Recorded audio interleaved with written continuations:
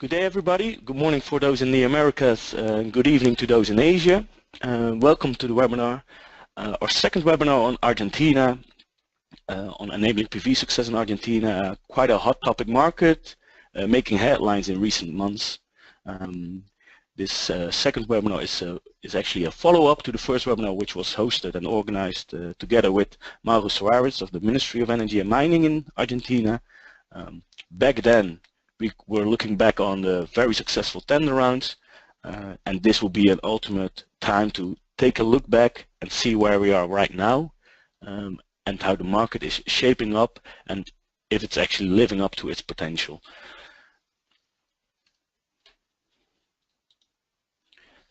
Me from Solarplaza, Rick Theeuwen, I'm project manager of our Argentina event. And together with GTM Research, we're organizing this webinar, and the second speaker is Francisco Preuche from Invierta in Argentina, the trade and promotion agency of Argentina. A short agenda for today would look like me doing a short introduction about what we will be doing in Argentina end of March, a short introduction about Manan. After Manan, we have Francisco doing presentation, and then we have plenty of time for Q&A to dive into more specific questions if you have any about what the both of their outlooks are on the market in Argentina. Basically, this webinar is a preceding our upcoming conference in Argentina, El Futuro Solar, end of March in Buenos Aires. It's a second edition of this event. Last June we organized the first edition, part of a trade mission into Argentina, where we brought over 30 PV industry players from across the globe into Argentina, and they met with the local industry, local stakeholders, and the conference was a B2B platform for them to dive into the market. It was a great success. Over 200 people participated from both locally and internationally, and that's why we thought this would be the right time to do a second edition, with the so successful tender rounds passed in a two-day conference, and we can look forward to new markets, new segments that are developing, like distributed generation, corporate PPAs, following up tender rounds as well. For international companies, on the 28th of March, we have an exclusive finance and regulatory workshop where we can meet and interact with local banks, local active banks like JP Morgan, Citigroup, Banco Santander, Rio, and like the key players from CAMESA and IIC. The basic idea of the conference is, as always, discuss opportunities, share insights, and offer a platform to network and actually discuss business to make it happen in Argentina for the PV industry.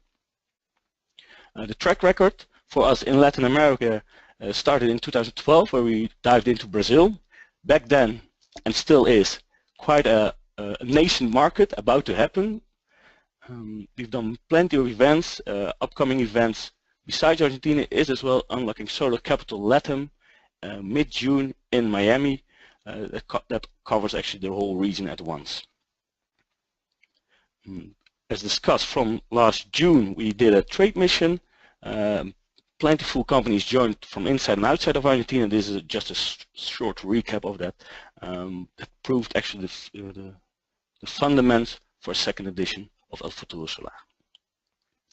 Practical notes: any questions you might have for one of the speakers, you can either use a Twitter, the hashtag El Futuro Solar, to direct them to us, and we will divert them to the speakers.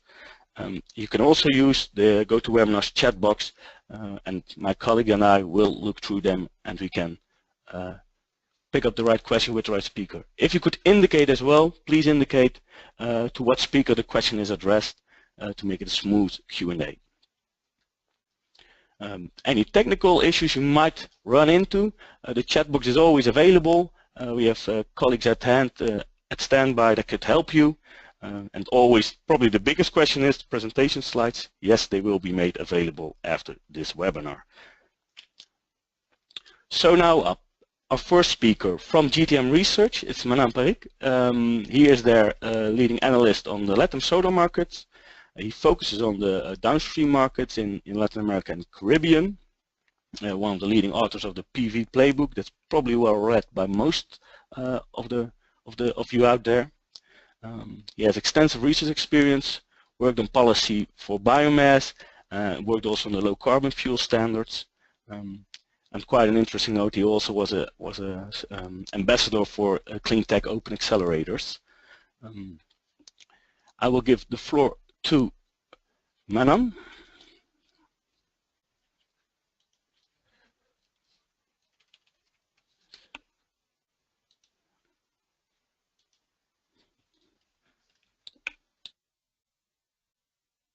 Manan, you're in? I am. Thank you, Rick, for the introduction, and I'm really happy to be here today. Let's see. Do I have access to the keyboard? You should have. One click on the slides, and you will be able to scroll through it. Great. Thank you. Awesome. Well, thanks again, everyone, for joining us. I know if you're on the west coast of the States, it is quite early, and for those of you out in Asia, again, pretty late as well. So we'll get right to it and discuss, I guess, the second half of a really interesting market in Latin America, and not just Latin America, but the world. Argentina kind of created something out of almost very little in just the past year, from policy regulation changes to how they go about including renewables as a greater part of their energy mix. And so there we go. Let's go back. There we go. So if we kind of look at the overall region of Latin America as a whole, and we kind of look at how much PV demand share has been installed on a yearly basis since 2010, obviously the total capacity on a yearly basis has really increased and taken off since 2012 and 2014. And last year we saw almost 1.7 gigawatts of total PV installed in all of LATAM. Now, one thing to consider, although there is 4 gigawatts total of PV in Latin America and the Caribbean, much of this does come from Chile. So Chile has been the torchbearer for quite some time in terms of solar installations, and they're almost approaching 2 gigawatts of installed solar. But if you look at 2017, you see a huge jump in installations. Right now there's about 4 gigawatts of installed solar, and we're set to double that in just 1 year alone in 2017.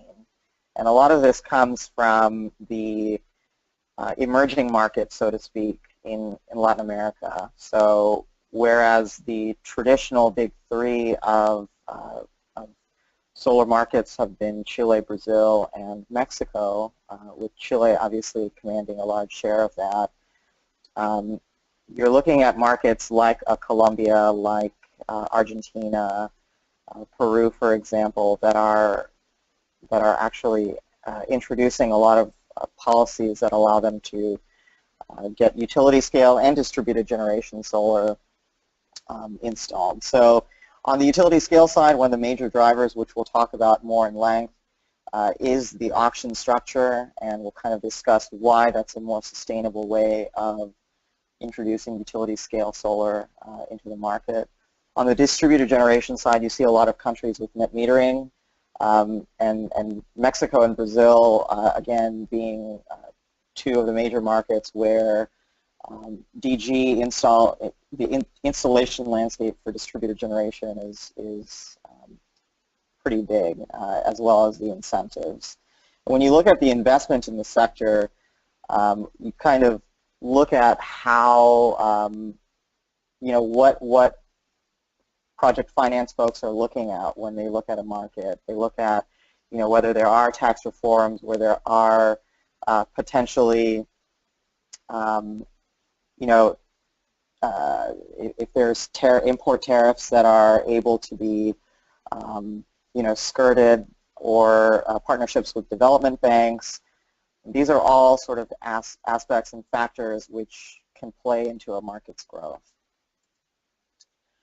So when we look at, again, the overall demand share out to 2021 on a country-specific basis, you, again, look at Chile being, in the past, of the largest chunk of installations in LATAM.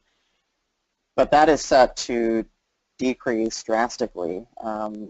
Chile will cede a lot of its standing to Mexico this year because of the recent developments in Mexico. And then when you look at Argentina, Argentina is in the light green over here. And when you look at 2018 and beyond, Argentina is actually taking a pretty large chunk of PV demand on a yearly basis. And that's pretty impressive because when you think about where we were even just a year ago, understanding what the energy transition laws in the country looked like and exactly what it meant for solar, we didn't really consider Argentina to be this breakout market in not only LATAM but the world. But it's based on recent developments, not only with the tender but with distributed generation regulations, we can look to see Argentina taking on a greater chunk of demand. So how did we in fact get here? When you think about the evolution of energy policy, not only in Argentina but in a country in general, you kind of think about where we were in a specific place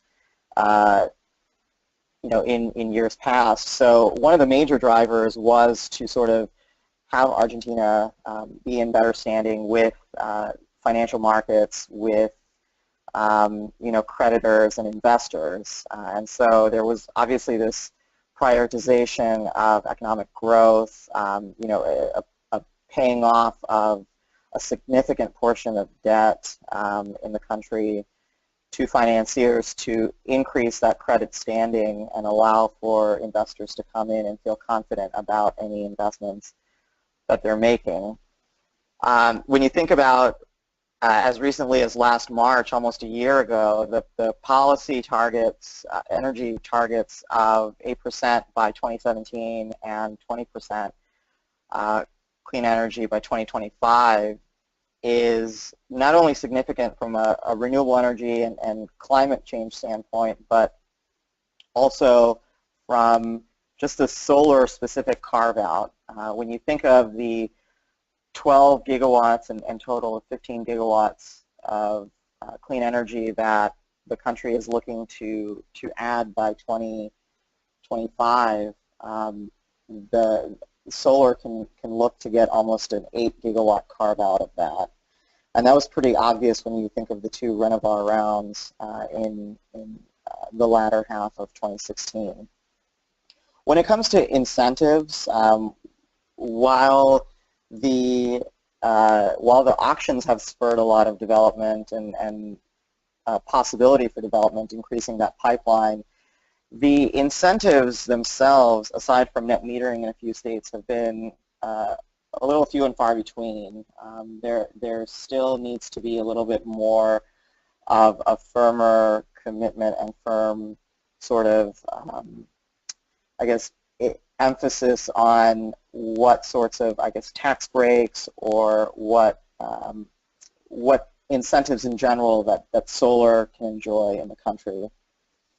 And then moving forward from the second half of the year, of course, the introduction of the auctions definitely added to the pipeline and made it so that this was not all just a conversation piece. This was something that the government was putting into motion and something that they were serious about.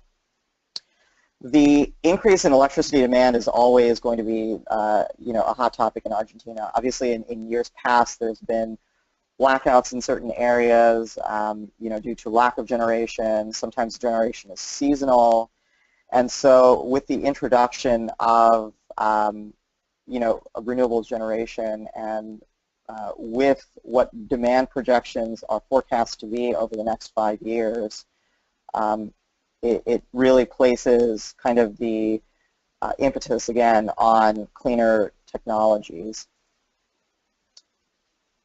So when you compare Argentina to a market like Mexico, for example, Mexico kind of went through this process a few years ago in developing and kind of tinkering with and formulating exactly what the best scenario would be in terms of a wholesale market transition. And so the way in which Mexico's market, which Argentina mirrors a little bit, was set up is to sort of create this independent service operator, which is SENACE, to introduce a spot market that projects can feed into to kind of break apart the utility, which had a monopoly over transmission, distribution, generation, and introduce a lot of independent players. And so you have this deregulated climate now where in Mexico, there are a lot of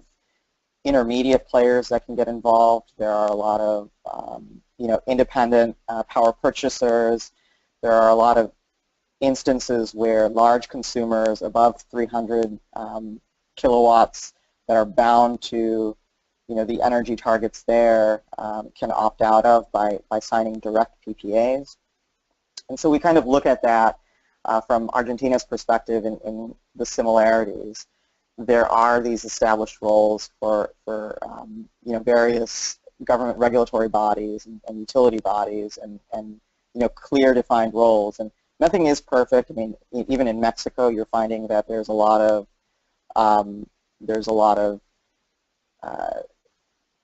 still sort of things being worked out, but it is this progression where the wholesale market is taking shape.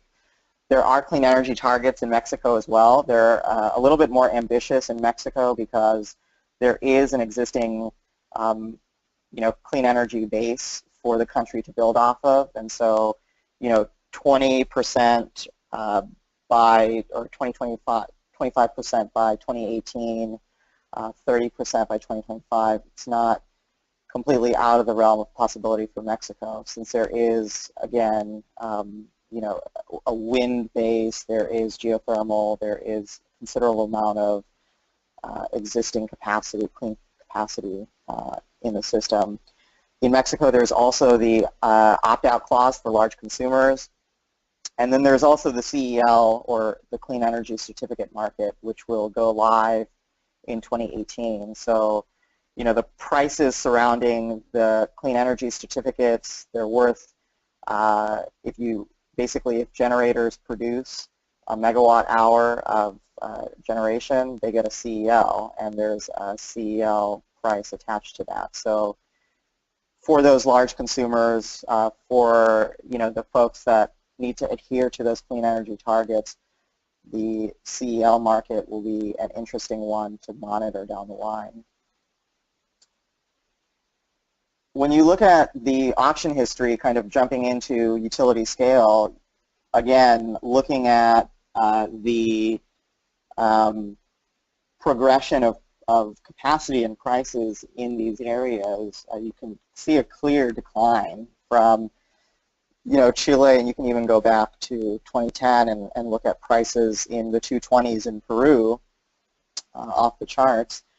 But when you look at some of the most recent ones in Mexico, obviously Argentina, El Salvador, the prices have significantly come down in recent months and just in the last year. So with Brazil in 2015 recording average prices of almost $79 and $77 per megawatt hour, to then Mexico having average prices in probably the largest auction in all of Latin America at $31 per megawatt hour.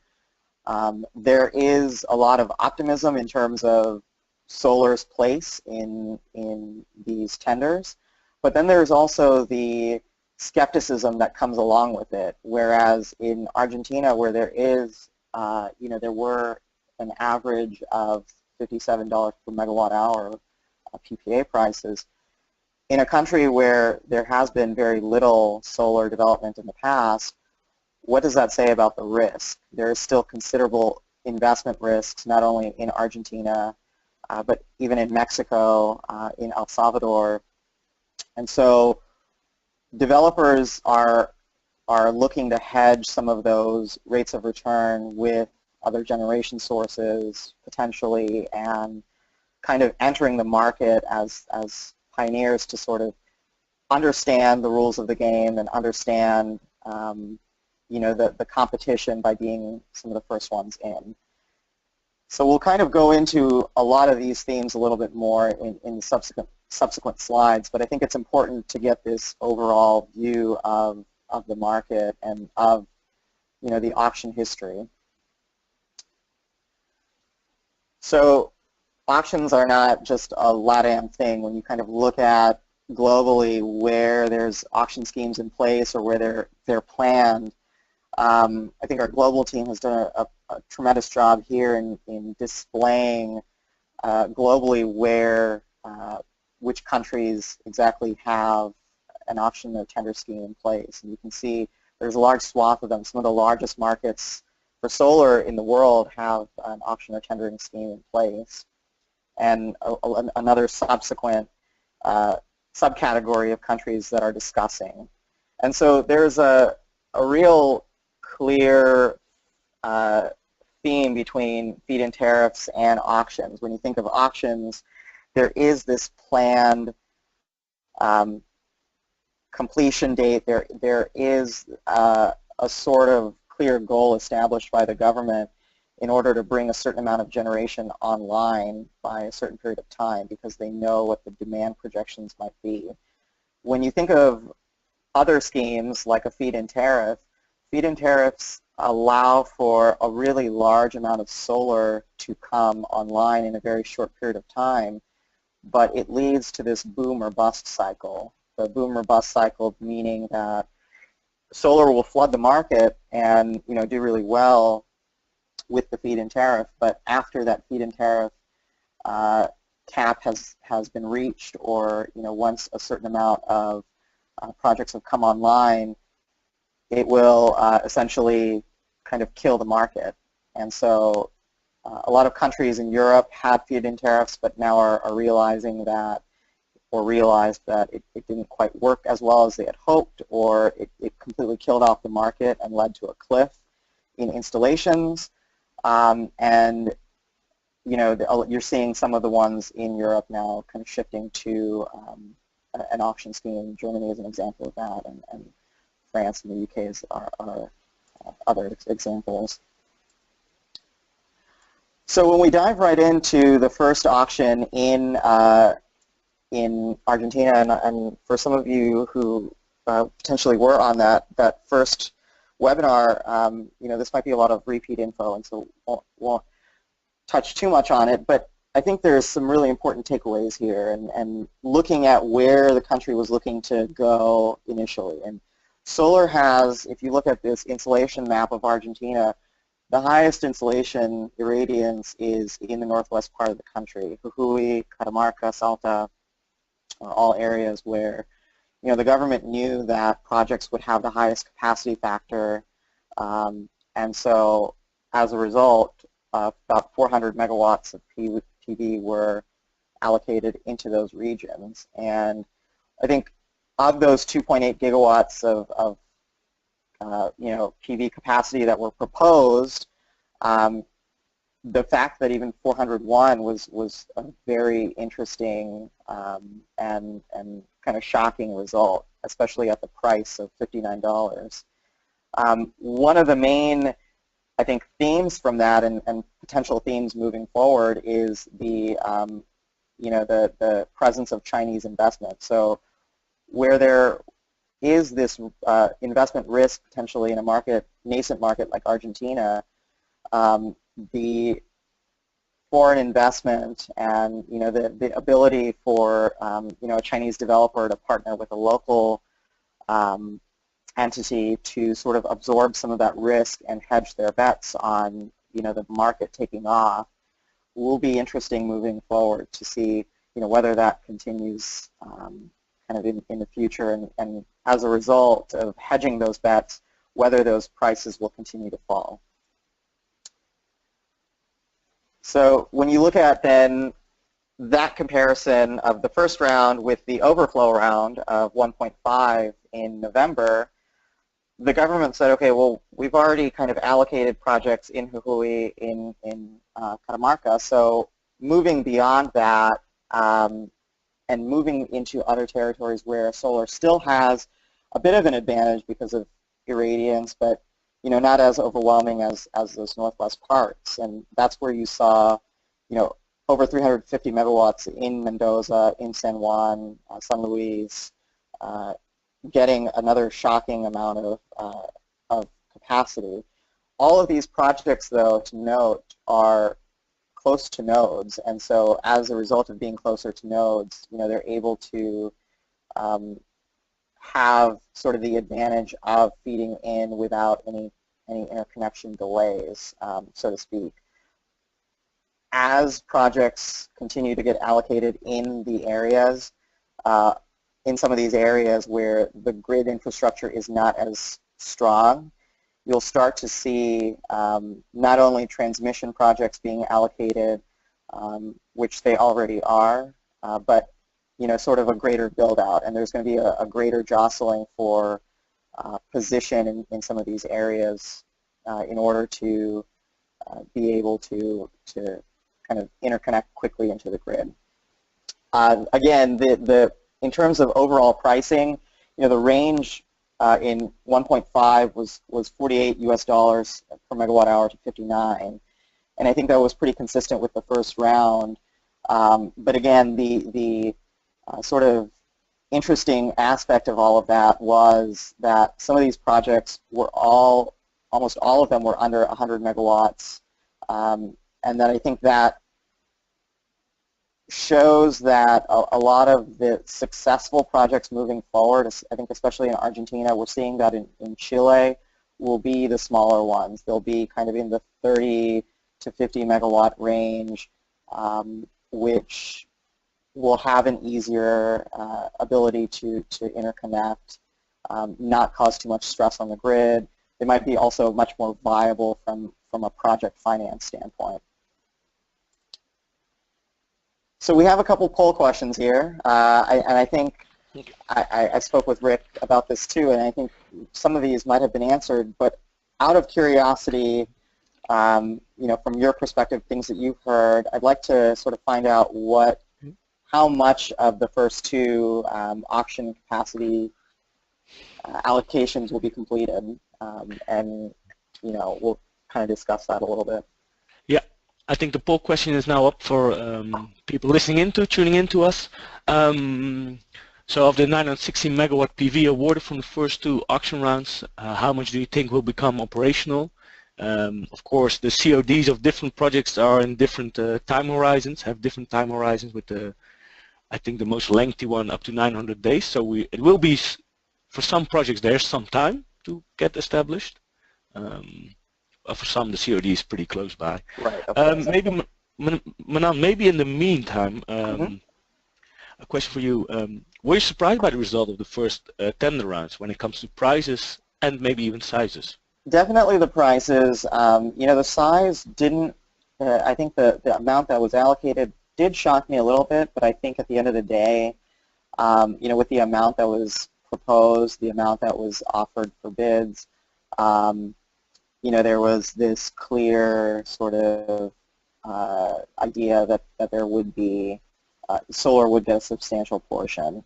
So this isn't surprising to me at all, and I think a lot of people here that voted in the 500 to 700 megawatt range, first of all, everybody is correct. No one is wrong here. These are all opinions. But the 500 to 700 megawatt range is, I think, a reasonable tally when you think about who the developers are, what their understanding is of the lay of the land, what the project finance terms might be, what project finance is actually available from various entities like Futuro and so on and so forth. And so, not to be overly skeptical or anything, but I think we will see as some of these projects advance, not only after signing contracts, but they might falter in terms of securing, the necessary the necessary terms that they do need moving forward. We are aware of, the lack of local content. So if local content will play a role in determining how well projects move forward or not, will also be interesting to see. So moving forward, we do have another poll question, and I know we're kind of running short on time here, but we will move through this pretty quick. What is your expectation of the average price in the Renovar 2 option for PV projects that will be this year? So if you think of the first and the 1.5 round, average price at $57 per megawatt hour, what are your sort of thoughts on this? Maybe in the meantime, I might have another question for you. As you quite righteously stated, so like in the follow-up round of Renovar, we saw smaller projects going for lower prices than the big ones from round 1. Right. Is there a clear reason why the skill is not necessarily reflected in these low prices? So economy of skills, which sort of the whole idea. I think. I think the more viable the project is, which smaller ones tend to be, the more competitive they are from a pricing perspective, and so they might be able to leverage a little bit more in terms of a better price. Now, something else to consider is that not all of these projects were in that high insulation range of Jujuy and Catamarca.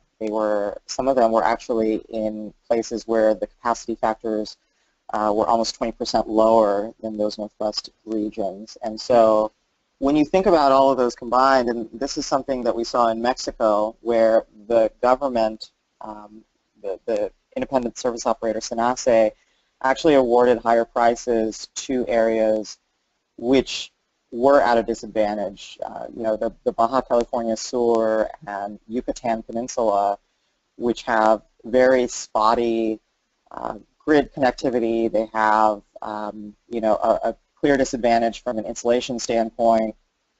They were awarded much higher prices. And so, based on what the government is seeing in terms of like loads on a specific node and where some of these allocated projects could be, they might kind of selectively assign somewhat of a handicap and a higher price to a project. So again, no surprise here. I think 50 to 55 megawatts dollars per megawatt hour is a comfortable assumption. It wouldn't surprise me, based on regional histories, if some of these projects were to dip under $50 per megawatt hour. And we've obviously been surprised in Argentina before from a pricing perspective, and it wouldn't shock me if that happened a second time around. But I think in terms of viability, in terms of what's available right now, I don't foresee prices going too much lower than $55. All right, so let's kind of cycle through the rest a little quick. Oh, go back. So to touch on distributed generation a little bit, we mentioned the potential for a feed-in tariff as well as net metering. When you think of feed-in tariffs, again, I think that would be a situation that would be arbitrarily managed by the executive branch to an effect. There's more contracts that would need to be signed. There are more steps that you would have to take from a feed-in tariff perspective. Whereas net metering gets to avoid a lot of that. And so from DG, from the sheer simplicity standpoint of things, net metering makes a lot more sense in a nascent market like Argentina. It's also a lot more sustainable moving forward. And I think that's where, especially for commercial interests, you'll see a lot more growth. When it comes to industrial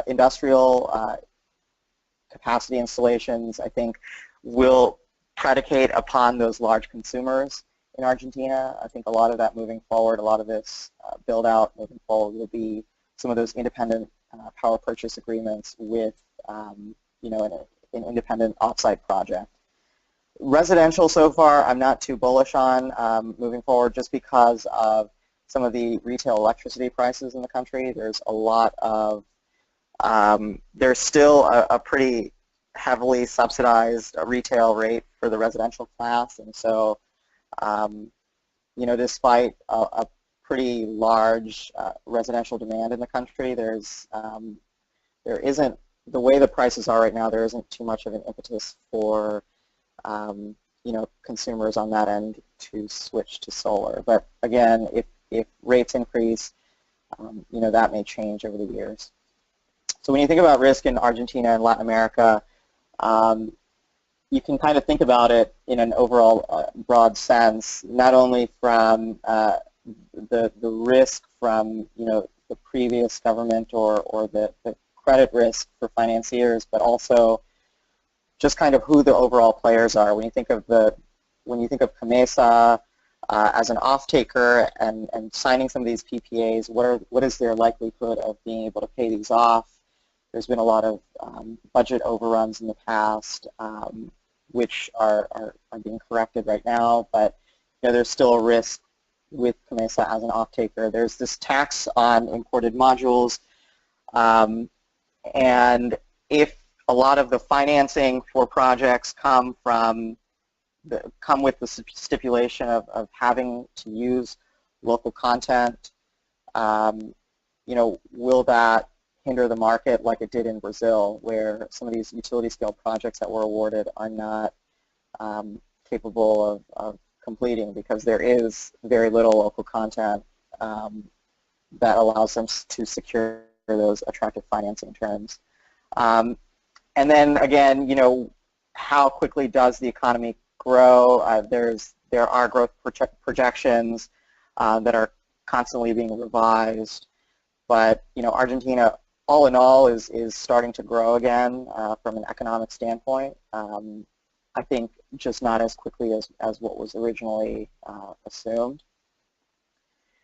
And again, when you think about it from an overall standpoint, like when you think of less risk, there's more regulations, more risk, and open market. So Argentina will kind of fall into a little bit of a mix of these two, where with an open market, with the opportunity to have independent players in the market, there will always be this risk within like a spot market, within those independent PPAs. However, with the regulations that are in place, with energy targets, with you know, auctions, with net metering, that also kind of counterbalances some of those overall market risks. And then lastly, when you think about the market moving forward, still 2017 will be a bit of a transition year for, you know, projects to sort of sign their contracts, figure out their components and you know, where they're sourcing a lot of these things from. Obviously, project finance will come into that.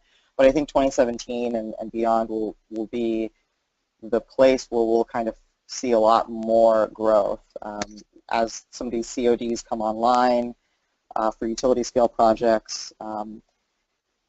With, you know, the renewable energy target for 2018, which may get pushed back a year. I think a lot of things are still in play in terms of the takeoff, but I think 2018 is a year where we'll see, I think, the most growth for the country from a solar perspective. So with that, I know I've definitely spoken a lot here. I really appreciate you all for being online, and I will take questions as we have time towards the end, and I will turn it back over to Rick and look forward to the next speaker. Yes. Thank you, Manan. Yeah, it was an excellent presentation, that's for sure. I think it's not a bad thing to speak a lot when you have something to say. Always something to say. Yeah, that's no, it was really interesting. It's really good to have a high-level view, but also know the specifics of the country. So that's very we're quite grateful for this, for your involvement in the webinar. I do have some questions. I will address them at the end, and we also got some questions in. But I might as well first turn to our second speaker, being Francisco Poischer. He's investment director in Invierta in Argentina. He's one of the, yeah, he comes from the industry as well, so that makes it quite easy, and he guides investors and helps investors through the whole investment process.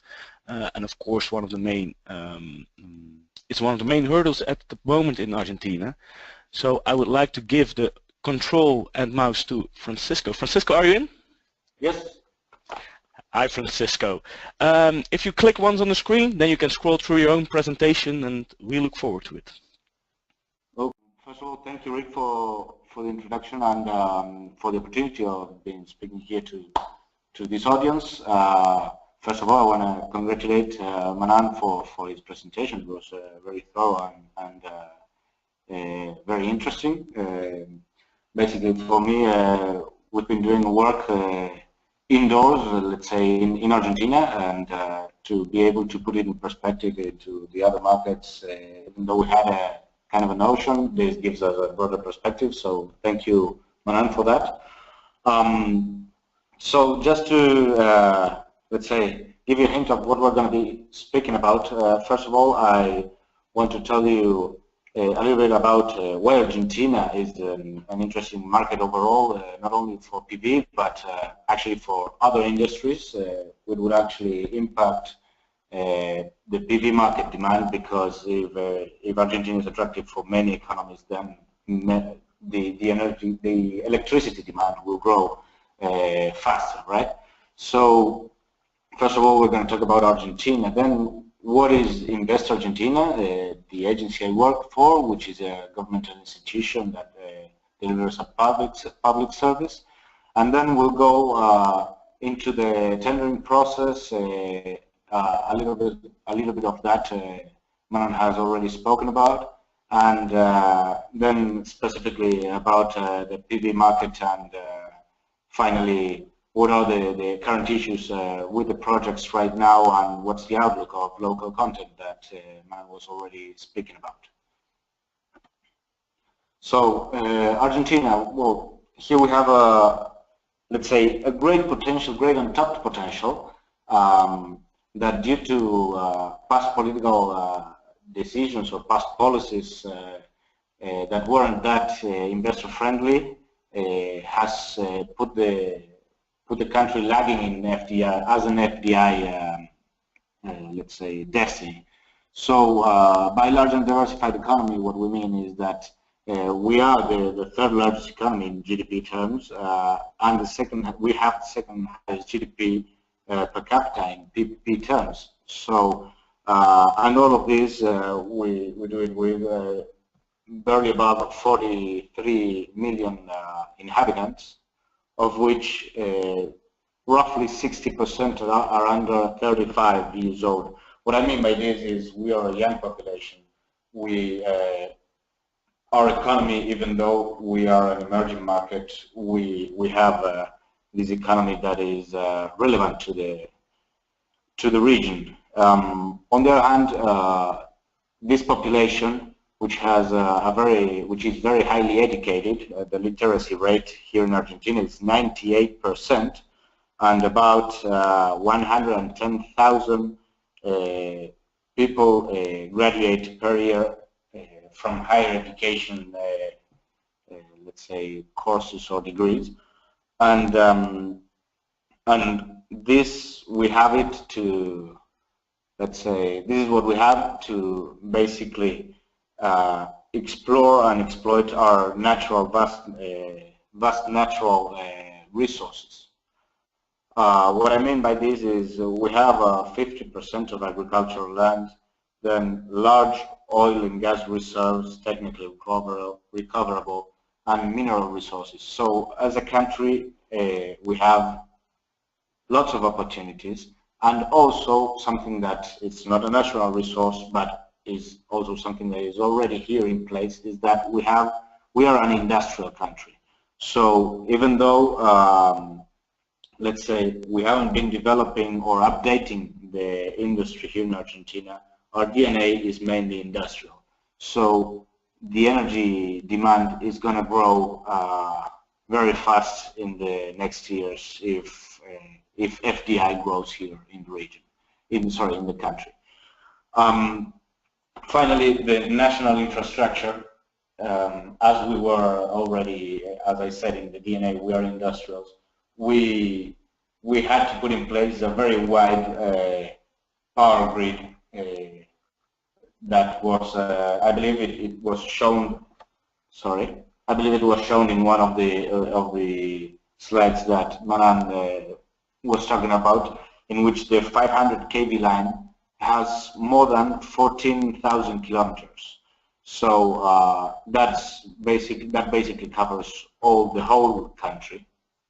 Oh, sorry, this is moving forward. I don't know. Okay, the whole country. So this is just to give you a couple of reasons. Of what's the potential in Argentina. Now, when this government took office, something that we did is understand why FDI was not coming, and the main concerns, as you can see here, inflation, FX restrictions, access to financing, tax levels, and corruption were the main problems. Therefore, the government has very strongly aimed for reducing all these risks, or all these concerns, and FX restrictions have already been moved out. Inflation is targeted to reach a single-digit index in 2019, and that's okay. That's internally, but the IMF states that by 2020, Argentina, with these measures and the policies that it is following, will also be able to reach a single-digit inflation rate. So that's something that investors are looking with great interest. On the other hand, access to financing, well, this is as also Manan was talking a little bit about, access to financing is kind of the hot topic here, because they all wait until some other indexes move before making their own move. So even though we resolve the default debt and regain access to global financial market, we are issuing bonds that have been oversubscribed, etc. Actually, financing is one of the key, let's say, concerns for projects here in Argentina. Now, tax levels, just one comment on this. Yes, export taxes have been removed in some industries, import restrictions have been revisioned, but let's say the biggest thing to say here is that our Ministry of Economy has recently said that he and his team will be working on a tax restructuring in the next, let's say, throughout this year they will be restructuring the tax structure, and they are aiming to simplify it and to reduce it. So that's great news for everybody doing business or thinking about doing business here in Argentina. So these measures have already been paying off, reducing the country risk by 100 basic points in 12 months. But we are still way behind of what our goal is, at least 200 basic points more we want to reduce. That would be the minimum. Now, to do all this, what I said, to do all this as a country, the government, as one of the measures, they put in place the Argentina Investment and Trade Promotion Agency. Part of the agency is our unit, which is Invest Argentina. What we aim for is to create jobs, quality jobs, through landing investments. So to land investments, we basically work along the process through promotion, then facilitation, and then aftercare. Basically, promotion is help anyone who's thinking of investing in Argentina and doing a country due diligence. Through facilitation, a synthesis of that would be what's the agency as a strategic partner, which is what you can see at the upper right corner of this slide. And we basically have interactions, formal interactions, with all of the governments, all of the government in a national, provincial, and municipal basis. And we also have contacts and work side by side with all the tax, legal, capital flows, and permitting institutions. So, as President Macri gave the mandate that the Invest Argentina should be let's say the formal point of contact for companies. One quote here, this is just an option. You can go on yourselves and try to do everything, but it's just a suggestion that as we have all this network, we can help you do this even faster.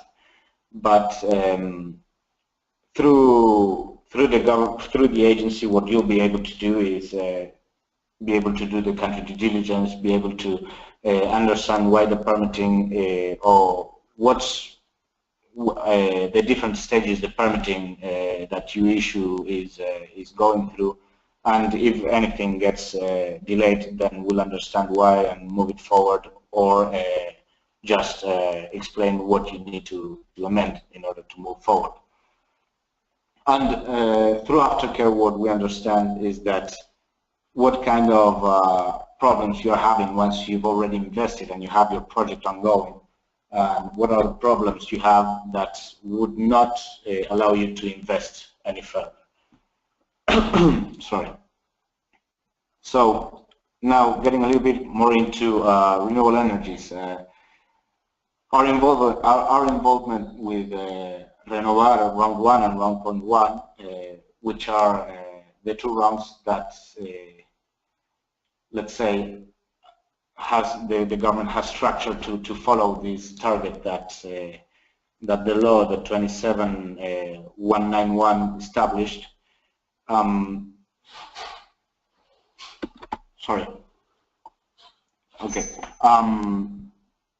What we do here is that we've been working with customs, we've been working with financial institutions, and we've been working with logistic providers, and even the ports and all the supply chain of Argentina, to understand which would be the issues that would let's say diminish the COD completion. Let's say at the agency, what we're working on is to get those ranges of megawatts that would reach COD, get the closer as possible to 916. Now, what we've been finding out is that we are already working on let's say a nationalization process that would probably start in the origin of the port of origin, in order to reduce the time that the goods are here in our ports. On the other hand, what we've been also doing is we're working in temporary imports, because that process was still is very, let's say, complicated. So what we are trying to do is to make that process as lean as possible. In terms of clarifying financial options, as an agency and belonging to the government, we can't do one-on-ones, or let's say we can't do matchmaking. But what we can do is to, for instance, establish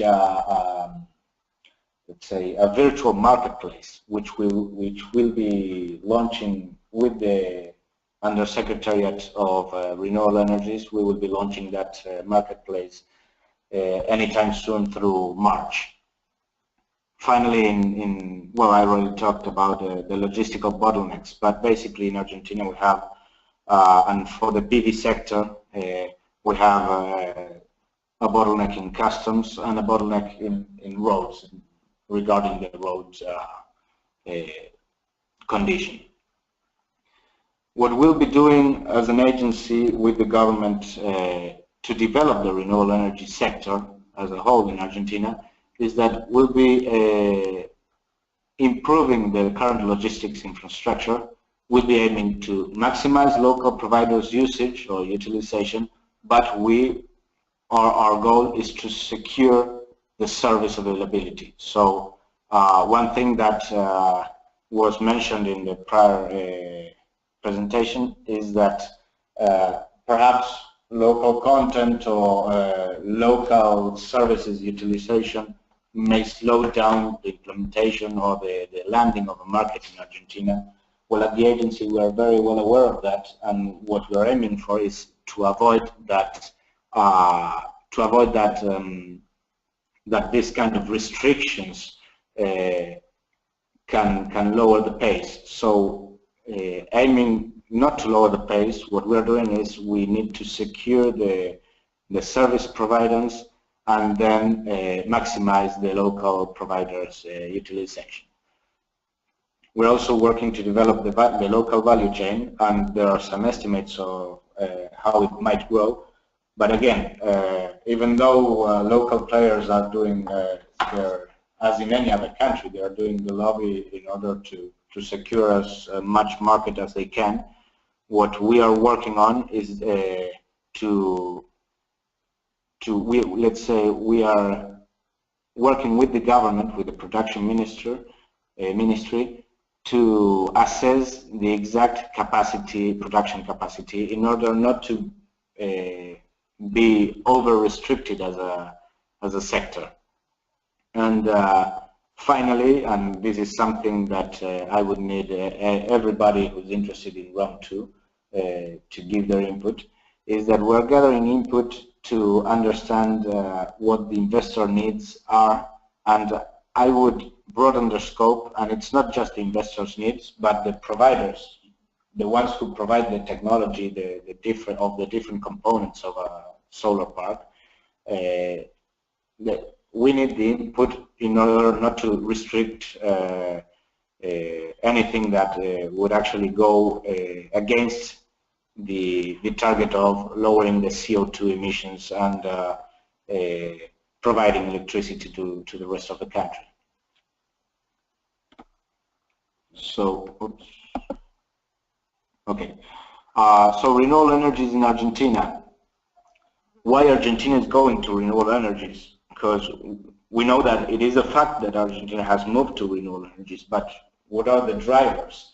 Well, basically, we have a mandate, and that mandate has come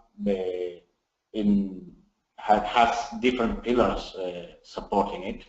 The first thing is that there's a commitment that has been made in Paris in the COP21, aiming for lowering the CO2 emissions. But also, there's another thing that is happening right now, is that the ministry, there's an energy efficiency Undersecretariat that's working on even making that target more aggressive. So that's one of the main pillars. The country has its own commitment through the COP21, but we also have a reason to do that. The first one is we have a very, very large resource. As you can see there, there's a 100 gigawatt capacity with a CF range ranging from 25 to 33%, and let alone that this is desert-like zones. This is very, very low humidity areas. Even though it's high altitude region, it's at those heights you can also find very large plains. So it is a very let's say PV friendly geography. On the other hand, for Argentina, the development of renewable energies is strategic for one very important point, economic important point, which is we used to have a positive trade balance, energy trade balance. We used to be net exporters of energy, and we are currently net importers.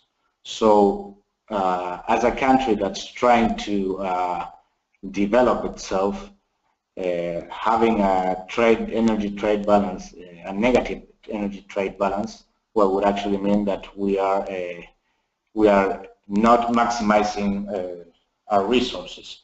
So by installing the amount of capacity that's been talked about, these 10 to 12 gigawatts by 2025, what we are also aiming for is to reduce the energy imports.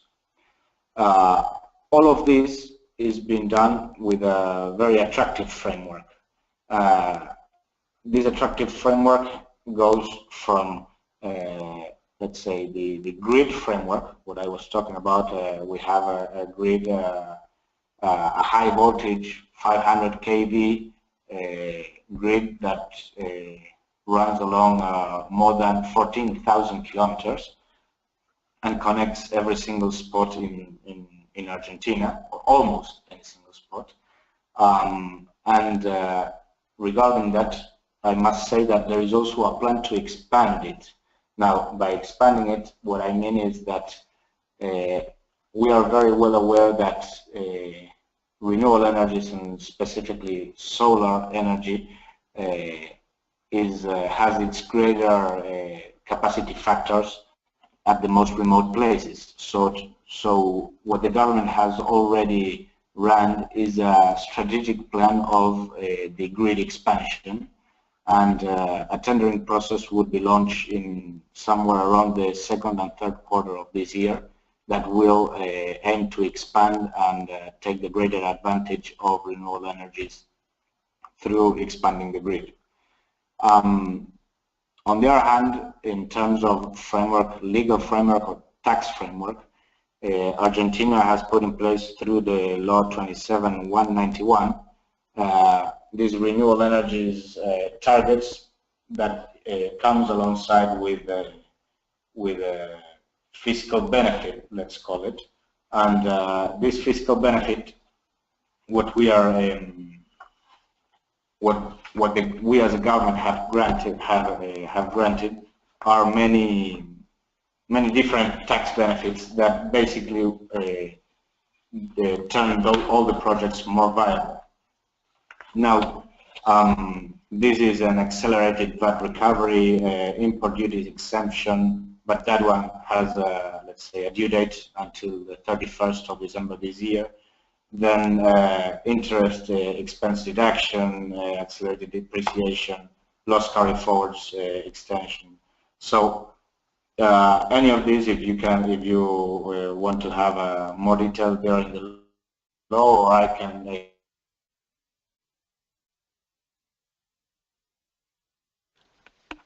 Francisco, I think we lost you there. No. Let's see if we can bring him back. Francisco? Oh, yes. Yeah, you're back. Okay. You were speaking about the customs duties exemption that ran to 31st of December. Yes. Yeah. Is there a possibility that it will be extended? There's no actually. For the time being, there's no such possibility, but what there is let's say for the time being there's no possibility, but I wouldn't be so certain about it. Yet we have to see how COD runs, but for the time being, many times I've been asked that question, and regrettably the answer is no. that's why, if I go back to a question that was asked in the previous presentation, I actually voted for the 55 to 60 dollars per megawatt, because one of the factors was that we're not going to have this tax benefit any longer. So we shouldn't be thinking of a greater reduction in prices. But that's all, let's say, talking about the future without being the ones that make the law. But if I were to want to say, I'd say that Argentina, that has a very huge potential of developing itself in many aspects, they will go for, we as a country will go for not extending this as a whole, or let's say in a generic way. But on the other hand, in this administration, we are trying to be as reasonable as possible, and what would probably happen is that we will be assessing the different components and start defining which components can be imported without import tax. That's something that I've been working on in other industries, and if there is proven, if there are facts that state that there's no production available here in Argentina and there's no potential to develop it in the project's time, then usually people are allowed to import it with no import tax payment. But that's on a case-by-case basis in terms of, because the production is developing itself, let's say. Yeah, that's the aim of it. The tax exemption rule goes, of course, hand in hand with local industry. Where do they fit in the value chain, and where does it need stimulation with tax exemption or not? Yeah, exactly. So that would be defined on a, let's say, content by content basis, I believe. But if you want, I will move forward, and we'll see the local content projection, and then understand. Please do. Yeah. More. Okay, this is not moving. Okay. First of all, I want to make, not that much. I want to make a comment here. There's a problem with the price. Here it's probably the average price for wind. The correct price is 57.003, so sorry for that, that's a mistake there. But basically what I wanted to talk about here as a PV market in Argentina is that we tendered 300 megawatts and we received offers for 3.7 gigawatts. So there's actually a very, very strong appetite for solar projects here in Argentina. Even though only a little bit less than 1 gigawatt was awarded,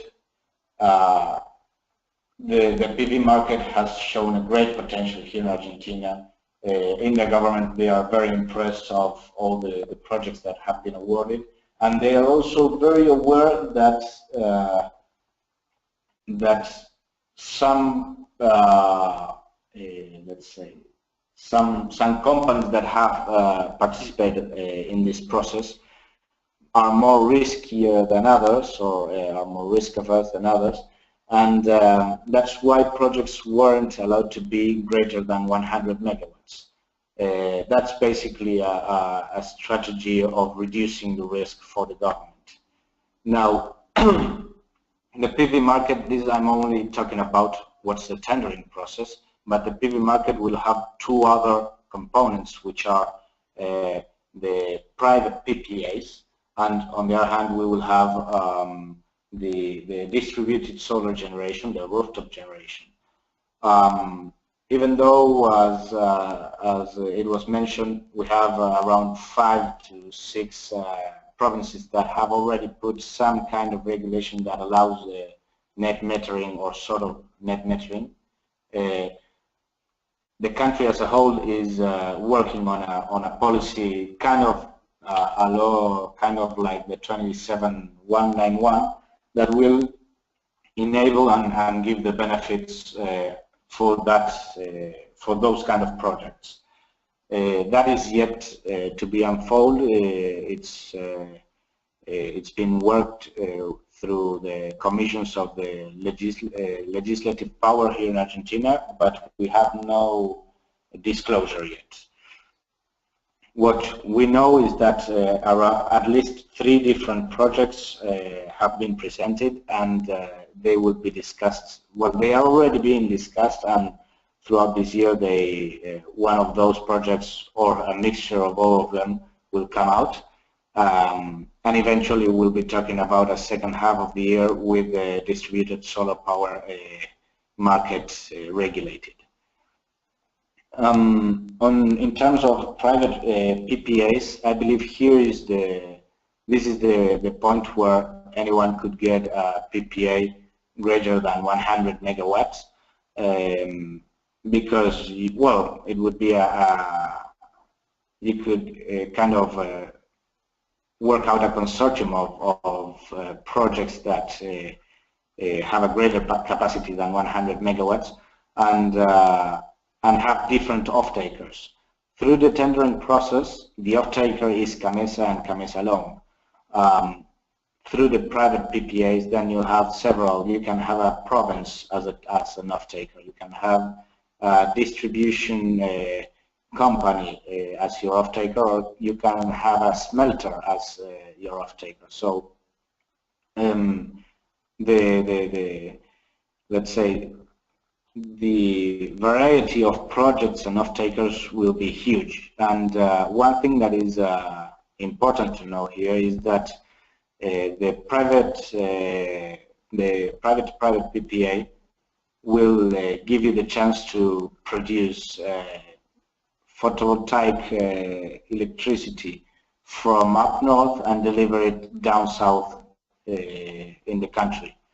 So that will allow that Buenos Aires, the Buenos Aires area, where the 60% of the demand, electricity demand, is concentrated, will be able to sign a PPA with a private party to develop let's say a solar farm in the north of the country, and that would be perfectly correct.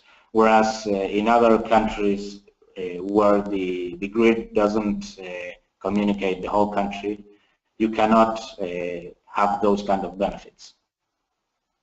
So as an outlook, the tendering process will allocate 7 to 9 more gigawatts, and the solar can have, let's say, 4 to 6 more gigawatts, 4 to 5 more gigawatts in this tendering process.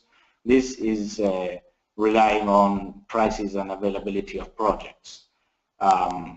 Here solar has a greater advantage over wind in terms of how you prove your resource. For wind projects, you need time to go by before you can say that you have a resource. Whereas in the solar sector, you can get your metrics by a certified analyst, and then you'll be able to do your project. So finally, these 59 projects, 24 out of these 59 projects are solar projects that were allocated. Well, you can see in that map, that reduced map, the orange points are the different solar projects that were awarded. These projects will, if we consider, let's say,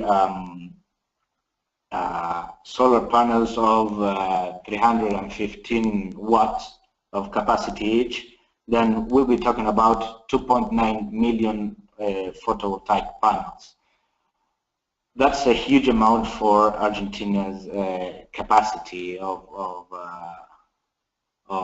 production. Well, actually, Argentina doesn't produce panels, but even local contents.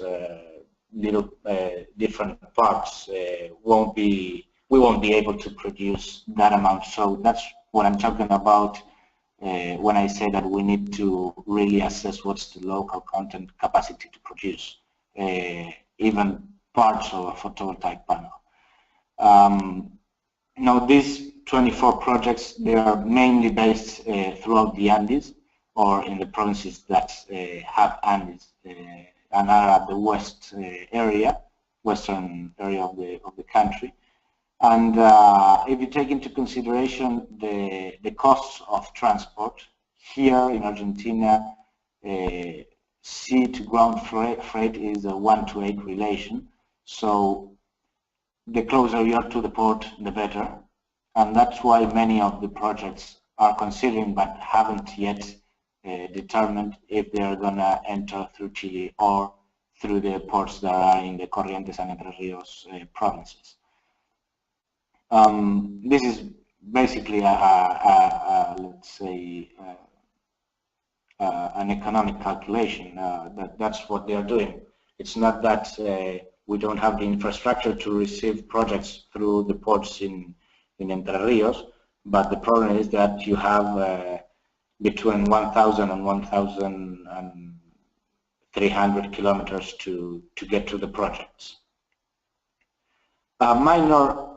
Let's say a minor concern here in logistics is the situation or the condition of the provincial routes. We are not used to having all those trucks with solar panels going through those routes. So what we are doing as an agency, we will be talking to the different provincial authorities, route authorities, so that they have equipment available at all times to maintain these, to do the maintenance of these roads. One thing that I would suggest considering for any project is to really assess if border control customs in the Andes would be a problem or not for the project. Basically because we don't only have the winter in the, let's say, in the winter months, but we have what is called invierno altiplano, which would be high altitude winter, which is a rainy winter, let's call it. Sorry, which is it's what we call the electrical storms, several electrical storms we have throughout the summer, and that's something that perhaps you should consider if you're gonna, if any project is gonna go, it's gonna come in through Chile. But in any case, these are all solvable problems, and we are already addressing them. So I don't see how this could, let's say, prevent any project for achieving the COD. Finally, and one comment on local content and what's the projection of it. What I wanted to say is that we've been working. Sorry, I lost it. We've been working with the INTI, which is the National Institute of Technology, and what they are assessing is that by 2020, 25% only of photovoltaic panel will be able to be produced here in Argentina. As you can see, there are different parts of the solar panel, and that's what, as a country, we would be able to produce. We're only talking about the photovoltaic panels. I'm not talking about the structure or the trackers or the wiring that would go connecting all the panels and the panels to the substation, etc. As a country, and due to our prior industry history, we will be very able to produce all the structures, all the wiring, connecting the different panels. That would be Argentina. I'm very sure that we will be able to produce that at a very competitive cost. What as a country we have a challenge is to develop a PV, all the PV components at a competitive price. So going back to what Rick asked me a little bit before, this is what I think as a country we should consider what is more beneficial to the country. If developing these industries which would generate lots of jobs, or getting lower PPA prices. But that's something that hasn't yet reached a conclusion. We need to work out that with the production ministry, with the different chambers that conglomerate the producers, and this is something that needs to be sorted out throughout this year and not more. Well, I hope this is useful information. I thank you very much, and if there are any questions, I would be glad to answer. Francisco, thank you so much. It was quite extensive on your end. Thanks for preparing this presentation and on the work you've been doing and what you've been seeing.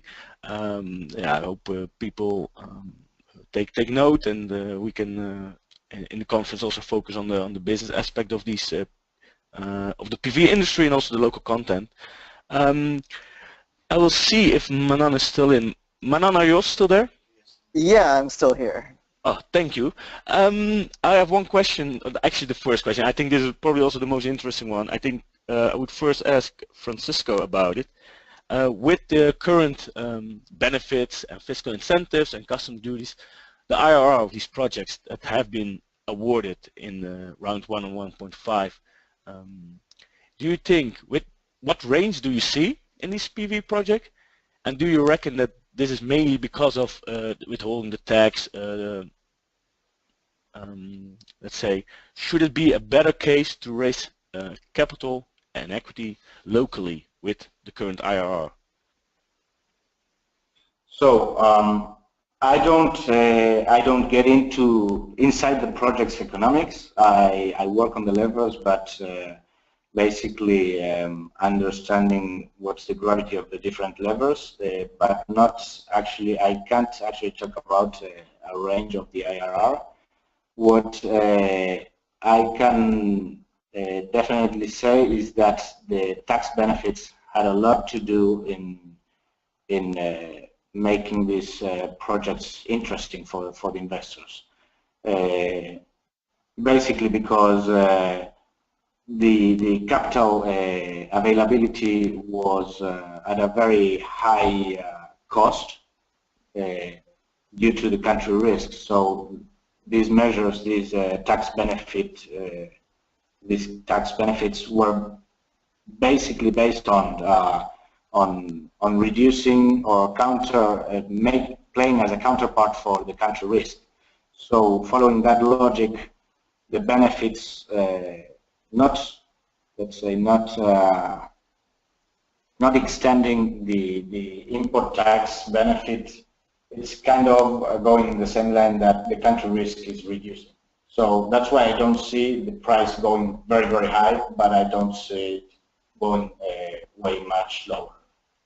And I can, yeah? Sorry, go ahead. No, please do, please.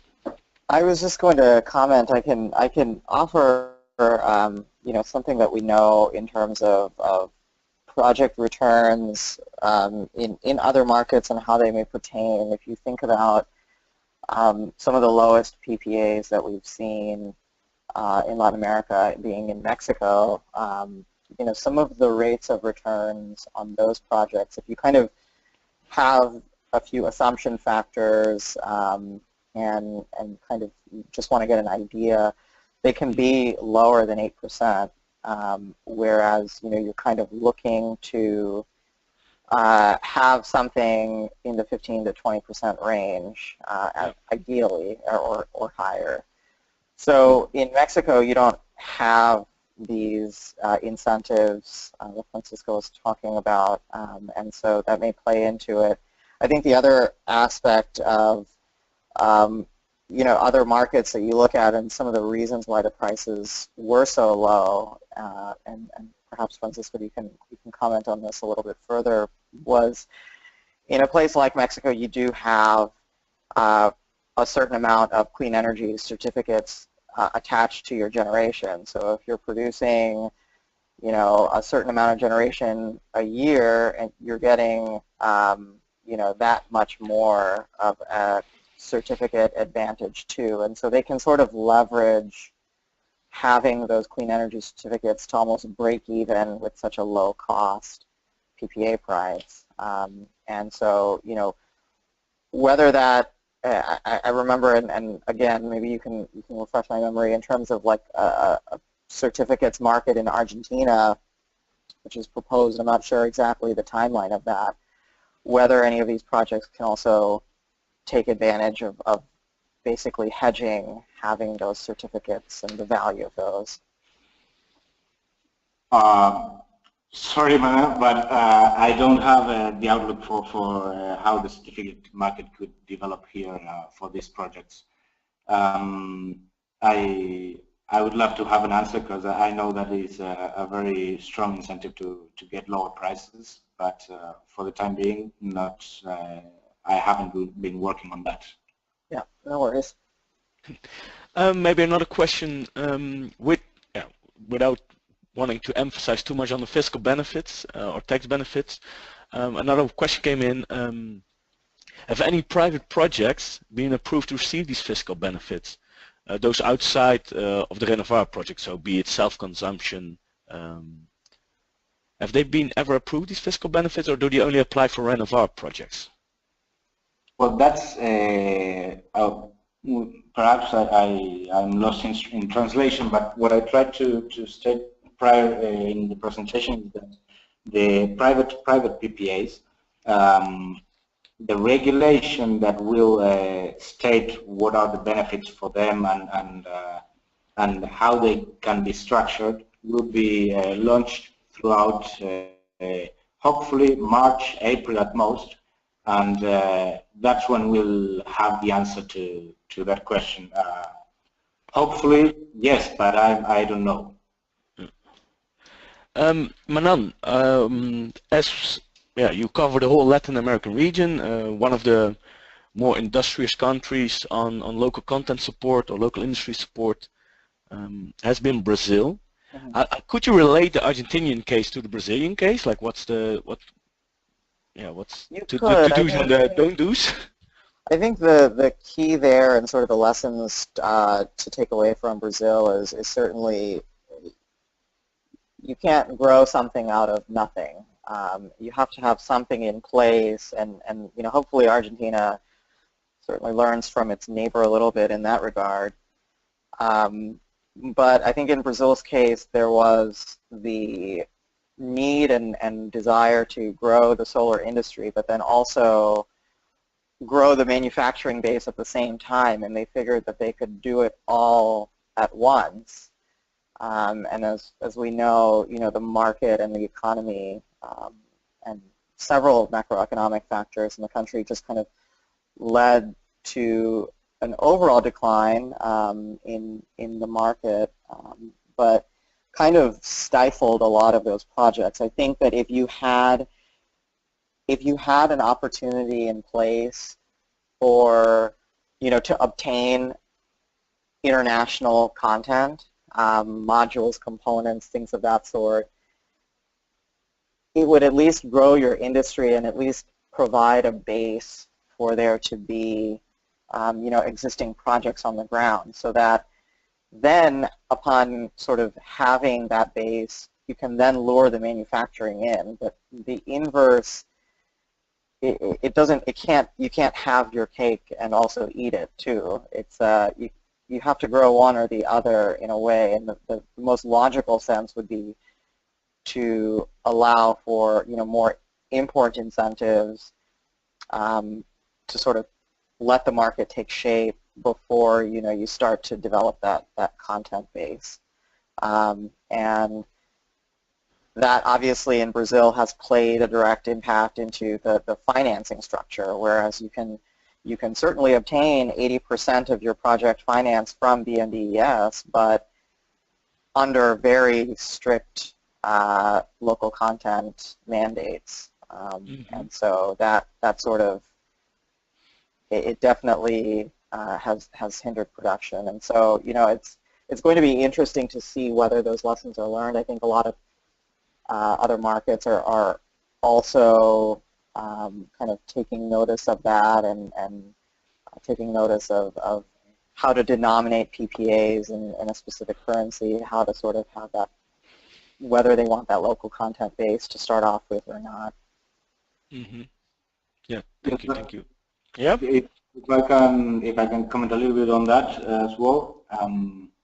As a government, we've been meeting with the production ministry, where they constantly say you should be just making local content compulsory and etc., blah blah blah.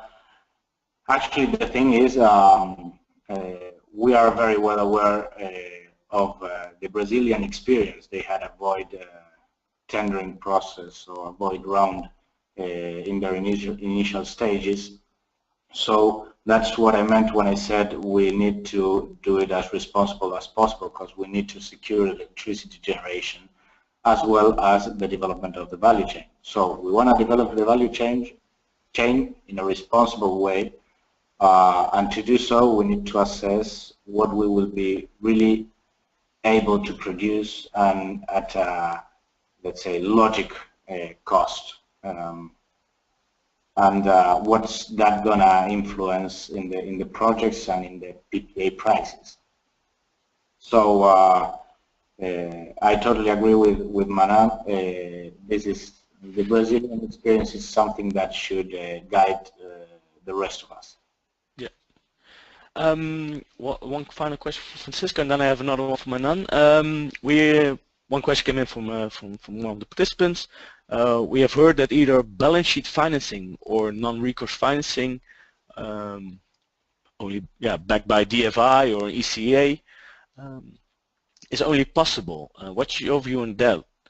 So in a normal healthy market, you have IPPs that exclusively can rely on non-recourse project financing, but in Argentina it's not yet there. Is it only a market for big players at the moment?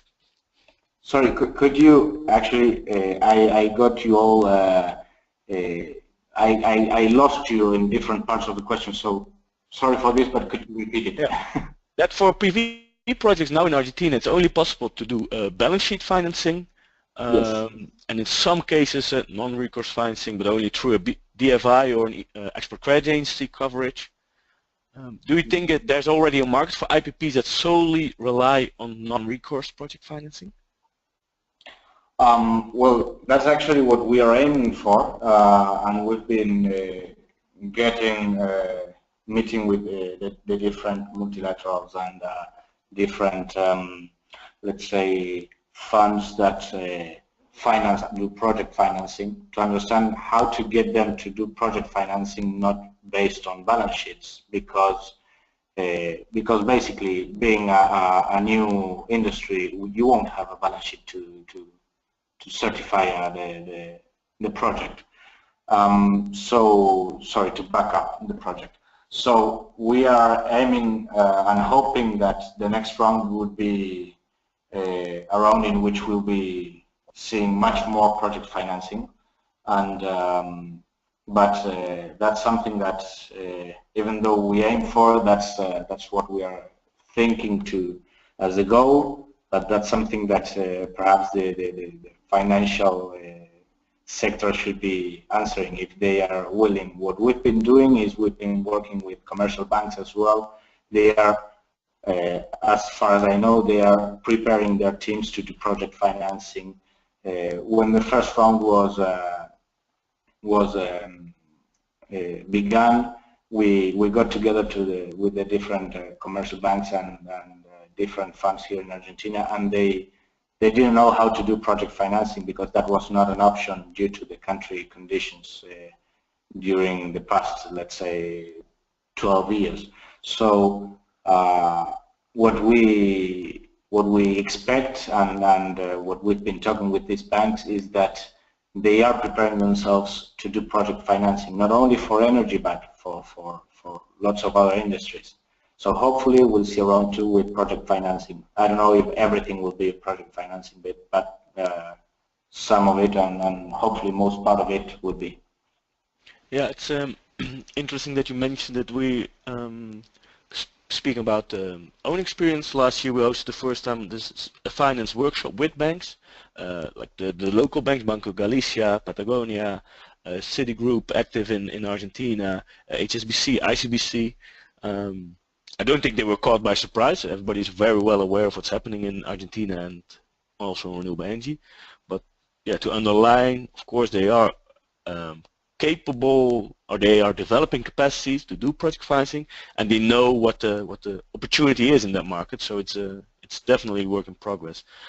It will be good to know, yeah, coming conference, like what have we seen, what steps have been taken, who will be the first one to be mandated to do project financing in Argentina for Renovar projects. Definitely worth checking up on it.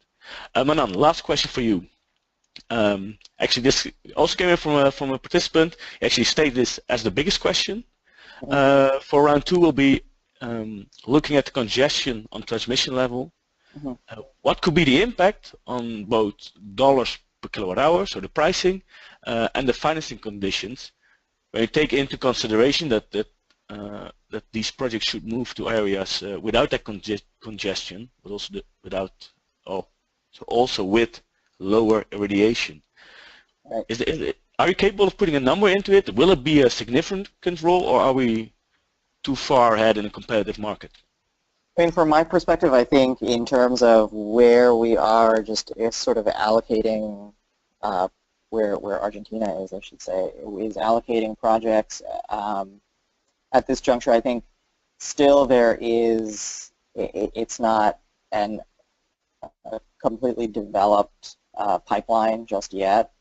As Francisco mentioned, in those northwestern areas where there are, plateau-like high elevation conditions, yes, there are nodes that are there, but I don't think that they're necessarily at a point where an overload is imminent in round two. We could see that in subsequent rounds. But I think also moving forward, and this isn't just the case in Argentina, but you kind of look at how some of these auctions work. They have CODs, for 2-3 years down the line. Renovar 2 will be no different than that. And, I think the idea is that, of course, if a project is further away from a node in this round, there will be a lot of things to take into account from from whether or not the transmission will be in place for those projects to interconnect. It could have an impact on the price. I mean, I think developers are still looking to be pretty aggressive and pretty competitive in that regard, and so even if they are further away from a node, I don't think the project will necessarily, will ask for or take a significant hit in their eyes. But again, I don't think that that's going to be too much of an issue again this time around. If we start to see a lot of projects concentrated in a specific area that we've already seen. Jujuy, for example, already has 400 megawatts close to one node. Again, you see in Catamarca, in Salta, projects as well. I think if there's more of a concentration this time, then I think that's when we will start to sort of draw a little bit of our inferences and concerns there. Yeah, it's something definitely one of the questions in the conference. We have one of the fireside chats is with secretaries of energy of these key provinces. So from Salta, the president of GEMSE will be there, secretary of energy of Cordoba, that's somewhere in the mix, San Luis and Santa Fe, who also develop net metering. it's really interesting to see what provinces, what on a provincial level can be done, what needs to be done, and where the needs and opportunities lie. Yeah, and I think you bring up a pretty good point there. I think, you know, we've spoken quite a bit on a national level, and kind of mentioned the states a little bit, but you kind of, again, and I hate to mirror the progress in other markets, but I think they do definitely provide a little bit of context for us where federal policy or national policy has maybe overreached or you know, not been as successful as had hoped in the solar sphere.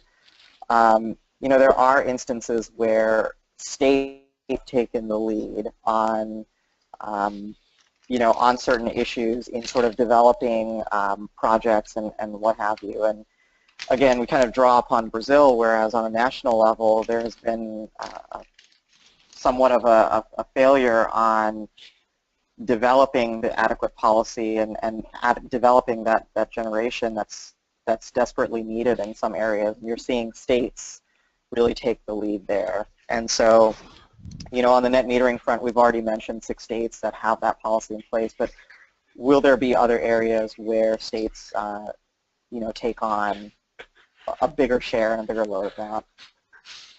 Yeah. Okay. Thanks for that that final note on this. I would like to thank the both of you, Francisco and Manan, for speaking in this webinar. I'd like to thank for the people tuning in. I do hope to see most of you, of course, in Buenos Aires. If not in Buenos Aires, then it would be good to check up on one of our upcoming events. We host them across the world.